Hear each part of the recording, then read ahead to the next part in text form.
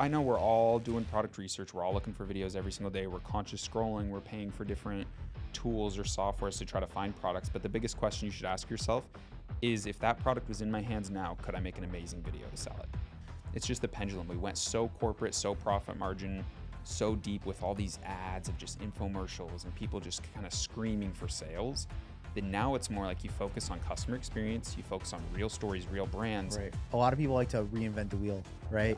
And I think that's something that we've noticed is not always the smartest thing to do, because it can take you in rabbit holes that will last a very long time and cost a lot of money.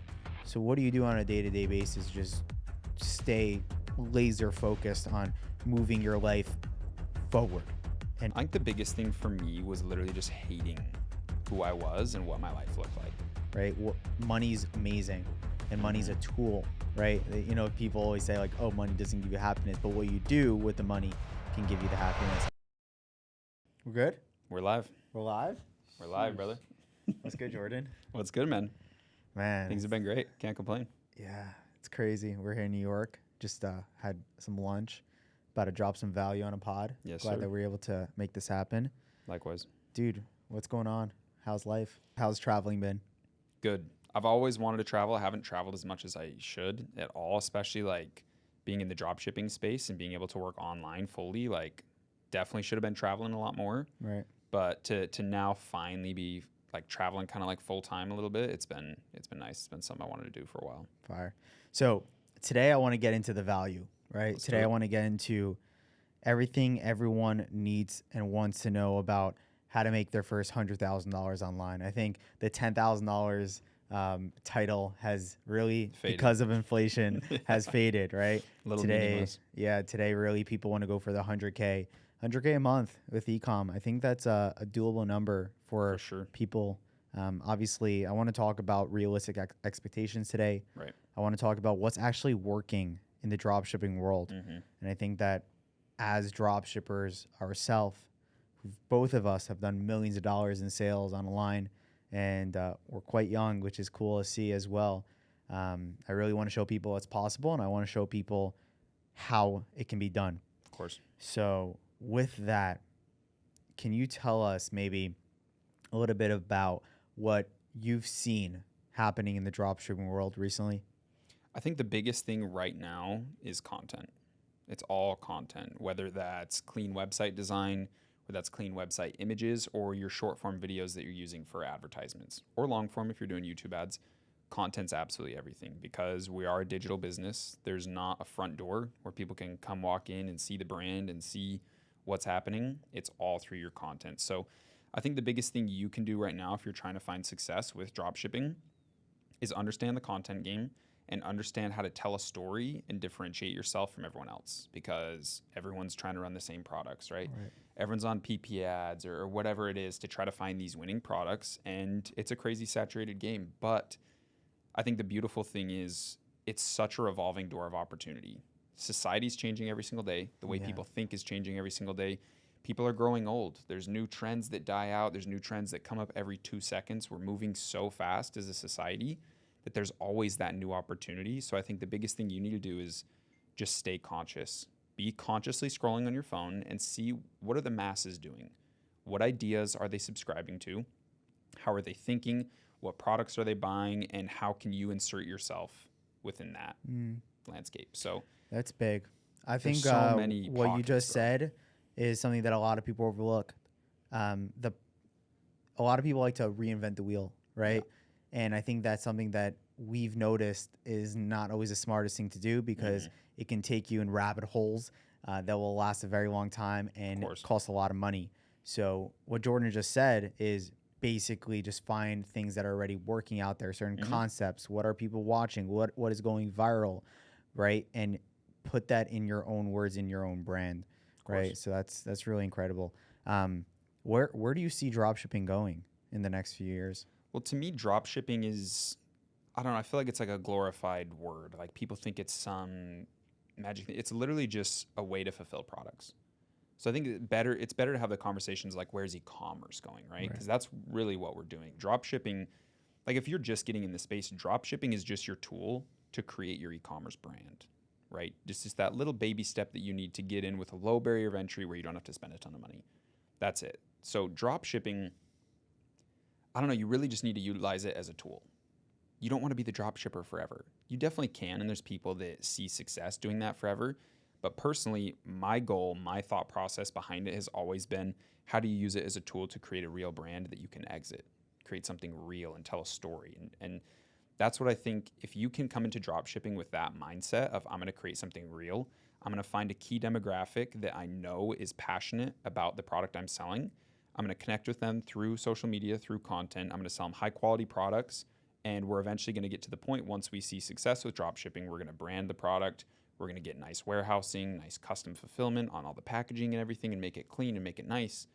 That's the goal. And if you start with that in mind in the first step, and you're drop shipping with that mentality, it's going to be so much easier for you to find success, because everyone else is just like, oh, how can I make 10K a month? How can I do this? But if you're thinking, how can I make $100 million in the next 10 years using drop shipping as my first step, that's the framework that's going to help you easily find success. Wow, that's big right there. I think selling brands is very underrated. I don't know if you ever sold a brand. No, I haven't had an exit, no. So I'm sure it'll come soon. Yeah. And it's been interesting because we sold 4 brands in the last 3 years. That's crazy. Really, most of them came, 3 of them came in the last 12 months. And they were all drop shipping stores. They weren't on custom fulfillment at all. No, just drop shipping products, but obviously the store looked like a brand. Top tier, yeah. Yeah, I think a lot of drop shippers today, their They stores, don't know how to do that look. right? Yeah. Their stores look like AliExpress. It's just listing. obvious, bro. And like, consumers are very smart nowadays. They know what's going on. Yeah, and I think that's a big part today, especially with how many people started a drop shipping store, saw, oh, I'm not getting sales, and then moved to another business model. Like, because most people do it the same basic way, right?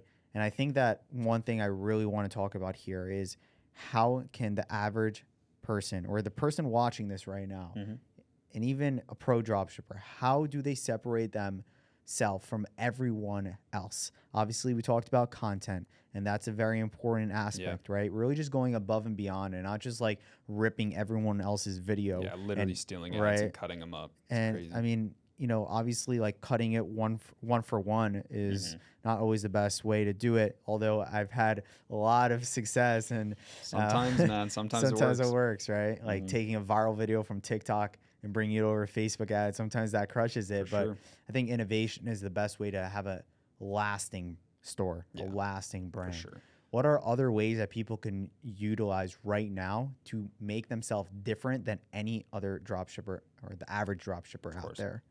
I think the biggest thing is being a customer of your product yourself. So for example, there's this really amazing video on TikTok, I wish I could pull it up right now, of this mom who's holding her baby, and the baby's teething and it's crying. It's having this huge fit, and she has this like essential oil or something that she rubs on the cheek of the baby, and you instantly see him calm down and relax. And it's just the best viral video I've ever seen. It sells the product perfectly. And I think so many people want to sell, like, oh yeah, of course, like, parents are so passionate about their kids. I want to sell a product like that. But you're not a mom with a baby. You know what I mean? Like, you don't have the ability to make that impactful content. So if you're not a customer of your own product, you're not in that demographic that you're selling to, I think you're just shooting yourself in the foot. Like, there's so many people that want to sell like women's shapewear, and they're like us, like a dude in their 20s. It's like, you're not that guy. You know what I mean? And obviously, maybe if you have a girlfriend that you can use to help get content and all that stuff, but like, if you're just getting into drop shipping, you're not skillful, you don't have money, and you're going that route, like, how are you even going to get content if I'm trying to sell bras? You know what I mean? Like, I'm not going to pay for UGC content day one.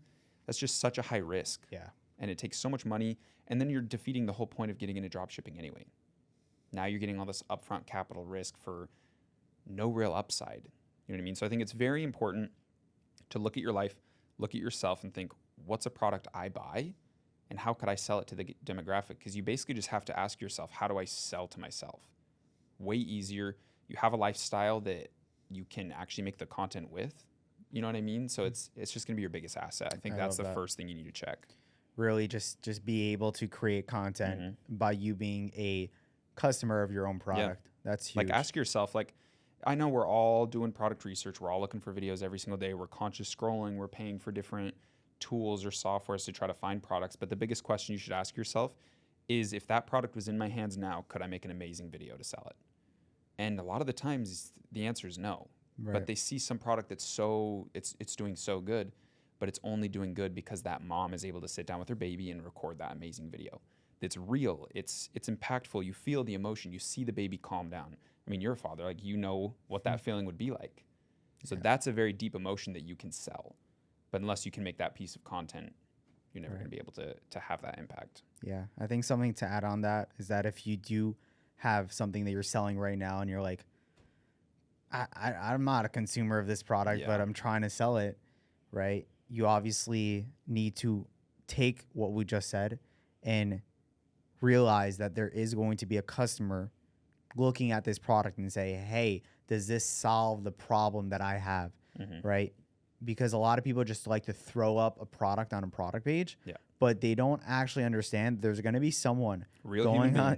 human being going on their phone, and they're going to say, hey, do I want this product? Is it making that emotional connection with what I have deep inside of me, which hopefully this product does solve. And I think we do a lot of that through branding today with our dropshipping stores. You have to. Right? With the GIFs and the amazing images, and not just taking these AliExpress images, popping it on our store and hoping that it converts. Right? And let's take this and go into a little bit of branding. It is the new word. Shopify dropshipping is like the old, right? Now it's like branded dropshipping. And one product stores, branded dropshipping. It's really the new thing because of what is happening with, say, TikTok Shop or with a lot of these non-branded products that people are trying to go viral with, and then you're trying to compete with them. The only way is to do it a branded model, right? So let's talk about that a little more. For you, what does the word branded dropshipping mean? Well, I think the biggest thing that can kind of summarize all of this and why that like method is doing so much better is that people don't trust corporations anymore. Everyone saw what happened in 2020. We don't have to say the keywords for the algorithms, right? Everyone knows that fishy shit happens in business, even in government and everything. And people want to see business with faces behind it. Mr. Beast, Feastables, Kylie Cosmetics. You know what I mean? We can all think of the brands. Prime.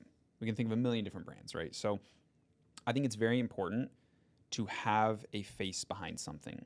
It's not just like a mindless corporation where some random guy is making 90% profit margins you've never seen. People want to see real business by real people, and it's just a pendulum, right? Like back in the old days when we were in like little villages, you know who the person is that you're buying stuff from. It's your neighbor, you know what I mean? And I think people are dying for a digital version of that.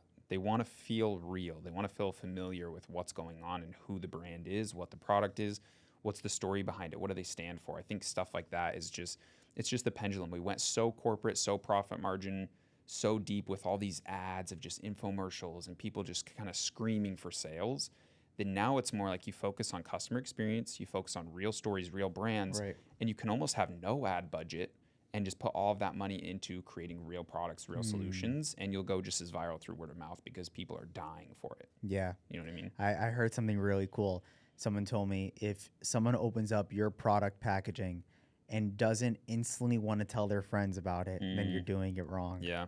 Right. That's a good thought process for sure. That's big because word of mouth is becoming bigger and bigger because someone will tell their friend about a product 100%. and they will trust it 100 times more than if they saw a million ads about the product, right? Because it's their friend that told them about it. Or that's why reviews are very important, correct reviews, or having omnipresence, right? With not just one influencer marketing, where you have all these people promoting a product. It becomes like, wow, everyone's talking about this. I have to get involved. Like they feel like I'm missing out in a way. FOMO.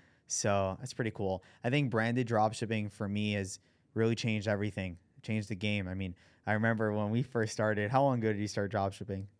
I think the first time I ever attempted dropshipping was probably end of 2016. Yeah. Like right on the cusp. I feel like we started at like the exact same time. That was like, they say the golden era. Yeah. I don't believe so. I think today, right, we have so many more. There's infrastructure built. Right. So much more like content to learn from. That's first. So many people to learn from. Fair. Like we didn't have this. Yeah, we didn't have like these podcasts to listen to. It was maybe like 1, 2, 3 guys on YouTube at the time teaching it.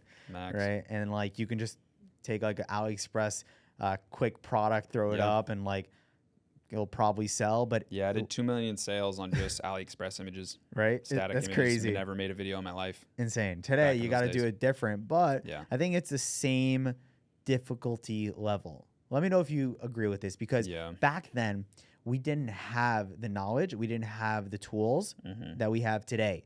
So the same, like we couldn't, like, to build a Shopify store takes the same amount of time as it used Yeah. to now, even though our stores back then looked like, Shit. yeah, pretty Mhm. bad, right? And now it looks a lot better, but I feel like because of the tools and the AI tools and ChatGPT and all these Yeah, it's different kind of things, like an equal progression. It makes progression there. sense. Yeah. So I think that's a big excuse that people have, like, oh, it was easier before, There's or whatever always it an is. excuse. Right. You know what I mean? There's always a pretty valid reason to procrastinate or to act like something's harder than it is.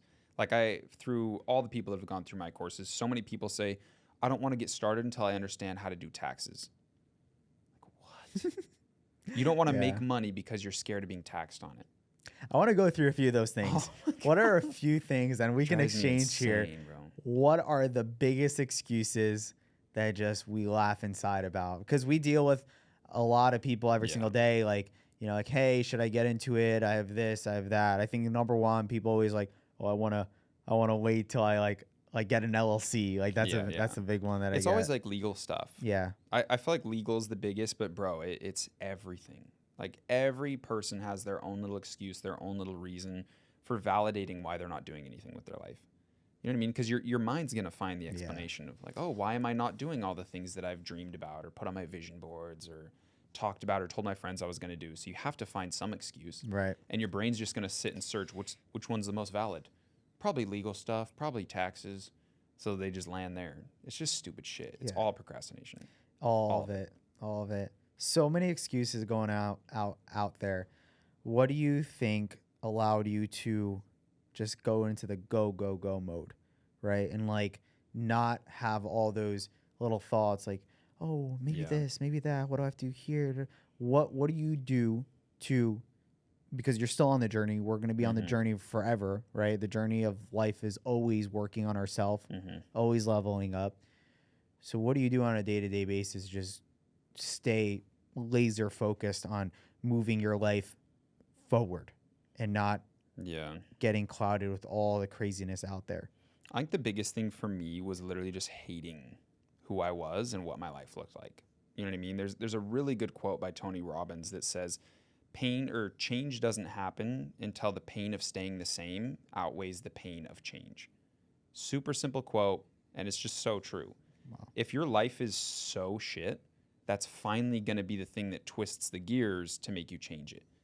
But if you just sit in your comfort zone and you never allow that pain to really hit that threshold, you'll just sit in this static plateau of never progressing. So for me, it was really all the traumatic events, all the negative things that I went through that was finally like, okay, I'm going to make sure that I never have a life that is ever going to be remotely near where I'm at right now. And I mean, there's so many things, but I think for me, it was all the negatives. Getting broken up with, you know what I mean? Like there's just so many negative things. It's like, okay, it's time to go, man. Like it's time to take things seriously because life really just got to the point where it was that shit for me personally. And I think that's strong. I think most people, if you look at very, very hyper successful people, they all have gone through incredibly hard shit, incredibly heavy stuff. And that's ultimately why they're where they're at today. I feel like it's kind of like a bell curve of you either get into drugs and get into the degeneracy, or you get into hyperfixation of work. You're a workaholic, you know, but you're still on the same edge of the bell curve. So for me, just kind of ended up on the right side of the bell curve, I guess, Wow. after going through a bunch of shit. Yeah. What about you though? What do you think drives you for that same question? I think, because it's interesting, I think that you have a crazy past. Mm-hmm. And I know that we talked about this before, that if we go into it, It's a it'll probably rabbit go hole. way overload. It's a rabbit hole for sure. But I think for me, it was more of just looking at my future rather than looking at my past and present Yeah. and saying, where am I going? Right? What am I doing now? It was a little more, it was present and future. It was not of the past, right?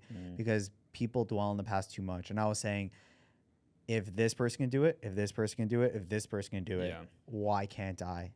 and I cannot compare myself to someone's level 100 if I'm at level 1. Right. So the only way I can get to the 100 is by going from 1 to 2 to 2 to 3, 3 to 4, 4 to 5. Slow progression. So I said I need to start. I need to start, and I need to do the things that people won't do.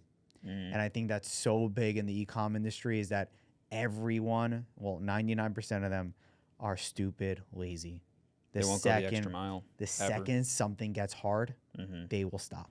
Yep. They'll go back to another business, then to another business, and they start understanding that this is how business works. This is how life works. Whenever something's hard and you push through it or you jump around, you figure out a way, then things magically start to happen in your life where you're like, wow, I can't believe it. This is incredible. Like, how did I get here? Hit that breakthrough. Right? Because you push through the things that people won't be willing to do. Yeah. It really is that simple. I think that's a beautiful explanation. Yeah. You can easily summarize almost any pursuit with that explanation. Whether you want to become a famous athlete, you know what I mean, the top performer in a certain industry, it's the same thing. It's just journey of human progression. Right. So I want to play a little game. Okay, and the game is, you know the game 20 questions. So I want to do rapid fire questions. Let's do it. So we're gonna do a question each. Okay, because me and Jordan, although like we know each other from social media and stuff, I'm sure there's things that we want to ask each other or think that the audience might want to know, right? Sure. Our opinion about or something. It could be a question about e-com or it could be a question about life, right? Something that maybe we can learn something from each other. Okay. So I'll go first. Let's do it. So I know that you said your past really fired you up. Maybe you can touch on that a little bit because I'm interested to hear like what your life was before the business world, before who you are right now. Because before someone becomes great, there's always the journey and there's always things or the struggle, hero's journey, man. Right? So what was that looking like for you? The big thing for me was like childhood was really good. Like my parents did the best they could. It was amazing. And then it went just awful, like very quick. So I grew up perfectly. You know how 0 to 7 is like really the most important ages? Like that was perfect for me. And I think that was really big because if that wasn't, I don't think I'd have the foundation to be who I am now because that's where you really create your structure of life, if that makes sense. So I'm very grateful for that. But things went pretty down south, like 5th grade-ish. Parents got into a divorce. That was kind of like the first little domino.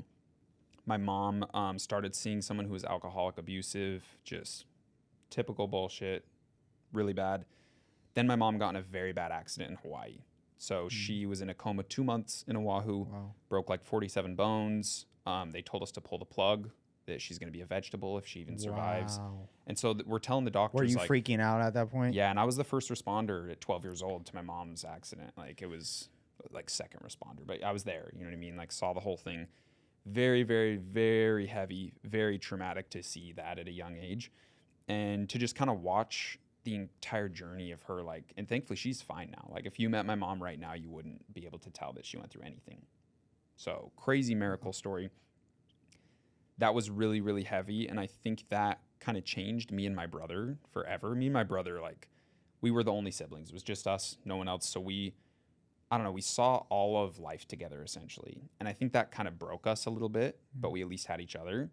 And so many things just kind of cascade after a big traumatic event like that, like the ripples afterwards of like substance abuse, not knowing how to deal with things, and just so much shit followed afterwards of trying to heal going through something like that at such a young age. I think it was a little bit harder for my brother because he was older, so it was more real. Right. He was like 16, I was like 12. I'm still a kid essentially. Like it was kind of easier for me to be like, okay, mom's okay now, it's fine. But he was the first one there. He was the first responder for like 2 minutes by himself, trying to deal with my mom's like unconscious body, like bad. Like what he went through was very hard. There's also kind of bad friend choices on his part, and he got into pretty hard substances and was very suicidal. And I was kind of the person who had to make sure he's okay all the time because my mom's working on healing herself. And my dad, like through the divorce, I think he really needed to create his own life, if that makes sense. So it really felt like I was the only one that kind of had to take care of my brother and make sure he's okay, and also take care of my mom. Like I really just felt like I was the anchor for the whole family, and that was a lot of weight on the shoulders. And then a little bit of substance abuse with myself and just not being happy with who I am. But ever since a young age, man, I knew there was something in me I was supposed to do something in this life. There's a reason I was here. And I was even told by my parents at very young ages, like, you're special, like, you're different. There's just something about you. And I just really held on to that. And I don't know, I really felt like I was special. I was different. There is something that's very deeply imbued in me, something I'm supposed to accomplish in this life. So once my life was getting to the point where I was doing so much just stupid bullshit, smoking, drinking all the time, hanging out with bad friends, I just always knew that that wasn't me. And I think I just needed one little kick of like added pain to just finally jump out of that. And that was getting broken up with. And I think I just fucking went crazy after that of like, I'm done with this life. I'm done with all the bullshit. Like, it's time to become the person I'm supposed to become, if that makes sense. And then how did that end up becoming dropshipping? Good question. So I saw, which is funny, Ty Lopez, which you have a great connection with. I saw his course, the social media marketing agency, and I was in college. I had $1,200 to my name. I bought his course, dropped out of college, and I was doing door-to-door sales, and I quit that. Same day, dropped out of college, quit my door-to-door sales job because it was also winter in Utah. And I'm like, I'm not doing door-to-door in the winter, bro. So I had $200 to my name, living at my mom's house, still living at my mom's house, by the way, which is crazy. But I had $200 to my name after buying his course, started my social media marketing agency, got my first client, and then I just kind of realized I'm basically a slave to my client. I'm like, this sucks. Like, I actually hate this. Like, it was a jeweler in Utah. And I was like, I got to hit meetings when he wants it. I got to get him results. I was like, I'm his employee. What am I doing? Like, this is the whole reason I quit my job. The whole reason I stopped doing all this shit was to be my own, be in control of my own life. So that pissed me off a bit, but I did learn a lot about marketing. So then I tried Amazon FBA, which did pretty good, but I had a seasonal product. And so I sold like 10,000 in units, made like $2,000 profit, which was sick. I thought that was the coolest thing in the world. Yeah. But it was a beer bottle cooler. So it was like, like a glass beer bottle, you could put like an insulated metal thing over it to like keep it safe. And it was insulated with like, what scuba diving suits are made out of, whatever that is, was around it. It was a really high quality product, but it only works in summer. Winter was coming up again. It was like a whole year later after dropping out and failing on my social media marketing agency. I was like, I'm kind of like sketched out to buy more inventory. Right. You didn't want to get stuck with it. Sales are going to dip because no one's buying this in winter. Then I heard about drop shipping. I'm like, okay, I did go with Amazon. I know how to run ads. And also, I was running a streetwear Twitter account. I had ever one since too. high school, dude. Man. It was so fun. Right. I loved that. Yeah. So I got like 36,000 followers on Twitter organically, was a part of this huge thing called a tweet deck, which is essentially... That's crazy. We were probably in the same tweet deck. Really? Yeah, I had a streetwear What was your at name? Babe Culture. Bro, I think we might have been in the same one. That's crazy. Holy shit. I bought a few of them and I was trying to use that for my stories. I'm trying to think of all their names. There's like fashionable fits, unavailable fits. Yeah. All these different guys there. Like we knew each other without knowing each other. That's actually nuts. One of them that I was super close with went out to start Half Evil, the clothing brand. Wow. He was in the tweet deck. A couple people like started real brands and are doing real shit from the tweet deck, which is crazy. Insane. But got into drop shipping. I'm like, I got a bunch of people that follow me for clothes.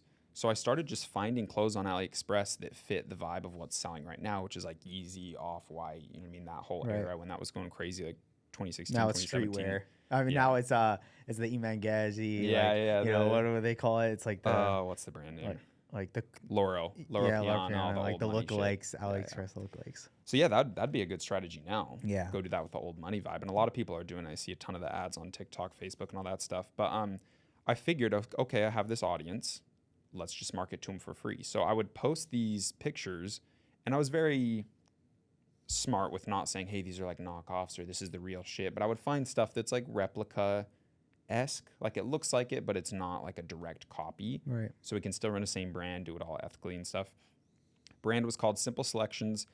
I was making $1,000 a day for free just off retweeting my own ads through everyone else's Twitter accounts on my page. Super easy. Hit $1,000 days like it was nothing. So I was like, holy shit, this is crazy. Then Twitter started kind of dying out. They switched their algorithm to where the viral videos and stuff were taken over, and like the whole feed just changed. So it was pretty much dead. We all all of our accounts got shot. And Basically. that's when you moved to the Facebook. Moved to or Instagram. Instagram ads. So I started running a streetwear brand, but it was more like, it was called Urbane Home. It was like urban man in French or something. Who fucking knows, you know? So I made that brand, and that did really good on Instagram. Nice. And it was like these more classy, like grungy outfits, and grew that to like 180,000 followers in under a year organically. Like celebrities were reaching out. We were giving them free clothes, like a bunch of DJs, people in the music industry doing festivals and all that type of stuff, which was way cool. That's the time I really started learning Facebook ads. It was also Q4. And dude, I went from like, I think 20,000 months, all organic, free. And I finally started paid ads and did 100K my first month right after that. And I went back recently and looked at the ROAS at a 9 ROAS. Oh, I didn't even know what that was. should have scaled that hard. I could have scaled so hard, and I just didn't know. Yeah. I was just too dumb. Wow. Crazy. So that's when it was like, okay, It's a crazy we're making journey. some real money here. Yeah. And that's, Facebook ads was Wow. the big hack. You But I went- was you doing went very from good one- at content and organic. So I Good. think that's still to this day what I do very well. And it's funny to see even early in the journey, that's also what I did Wow. well. So it kind of like stuck with you throughout the journey. Yeah. That's a crazy journey. Yeah. Wow. I think the biggest thing I'd like to know, and this might be too personal, but like, how has fatherhood changed business and life and outlooks for you? Because I feel like becoming a father is probably the most magical thing that could ever happen. And doing it at a young age, I'm very curious to see how that's affected you personally. Wow. Yeah. It's pretty cool. It's a great question, first of all, because I barely talk about that. And although True. I don't talk about it a lot, I think it's my whole persona and the persona I want my personal brand to go after, because I see a lot of people, all they promote is like not a fake life, but a life that Right. when you look back, when you're 50, 60, 70, you don't really have much to show. Right. And I heard one time from a man, he's like, what are people going to say at someone's deathbed, right? What are they going to say after someone passes away? What are they going to say? What type of person was he? What did he create, right? What's left? So for me, at least, like that was always a big thing for me. Like, what am I creating, right? Money's amazing, and money's a tool, right? You know, people always say like, oh, money doesn't give you happiness, but what you do with the money can give you the happiness, 100%. right? It's a tool of life. Everything runs on money today. Yeah. It's a key that's going to open up the door of your choice. Right. The choices Right. is what's So really powerful. that obviously was always my motivating driver. I wanted to build a family of my own, right? I wanted to do something bigger than just driving cool cars, which is awesome, and living a crazy travel life. Like, that's awesome. But I wanted to do it with people that I love and people that I care about. And I think that for me, that really pushed me hard. And I can't imagine. yeah, now that I have the kid, it's like, it's more of, I have limited hours, right? I can't, Sure. I used to like pull every single night, like all nighters. Like Yeah. I started my ecom business in high school. I used to come home, only have like a few hours, like not even, like sometimes 1 hour a day, 2 hours a day, maybe, right? And I can just go to sleep super late and just work whenever I want. But now it's just like, I got to get home by 5, 6 so I can spend some time with my family. And knowing that when I get into the office just makes me work so much harder. And more right? efficient. And more efficient. I think it allows me to realize that you can only get a certain amount done yourself. If you want to get a lot more done, the best way is to duplicate yourself by hiring a team and looking at the things that we do on a day-to-day basis and say, hey, like how can I just take this task and give it to someone else to do for $5 an hour, $10 an hour, $20 an hour, right? So I can focus on the things that are $100 an hour, $500 an hour things.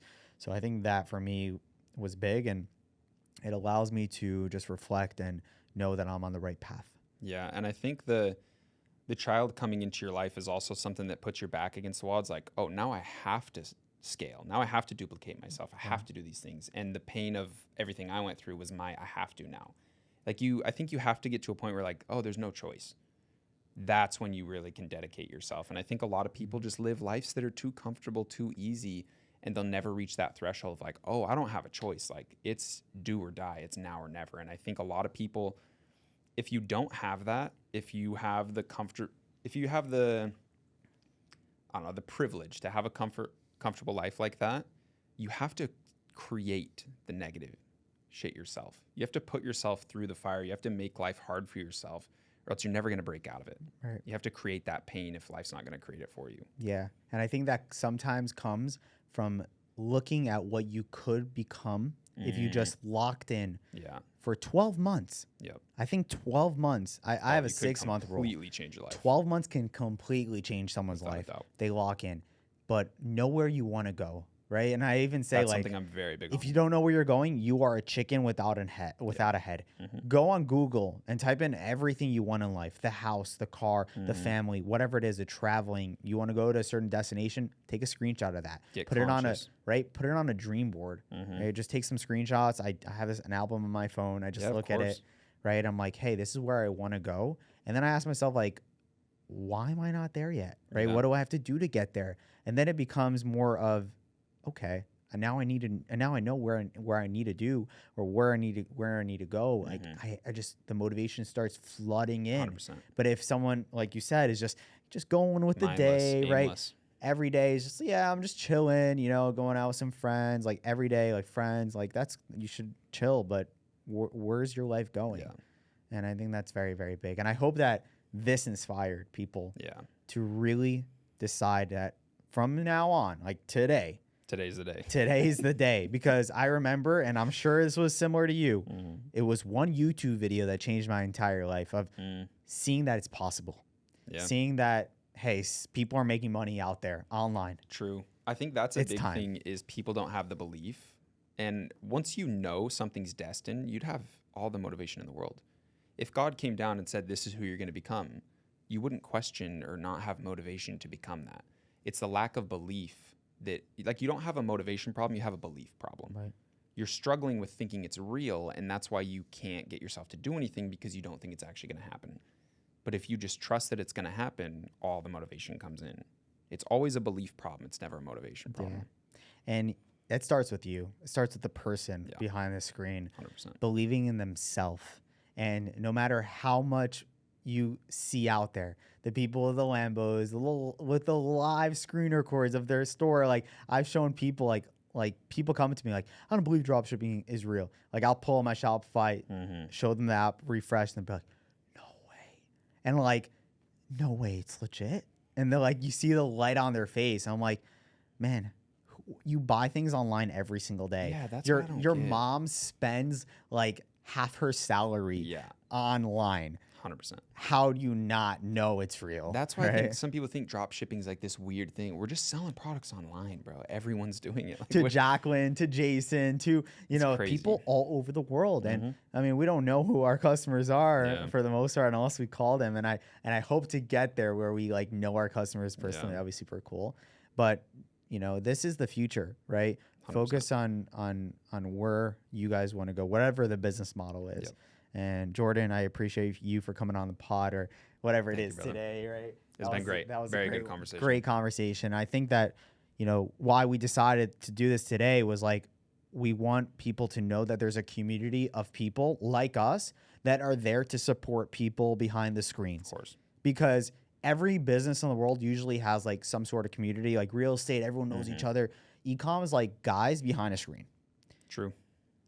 And there's so much fakeness. There's so much just unethical bullshit. So it's important for, I think, the real people that are on the genuine pursuit to come together. Yeah. Thank you guys for watching.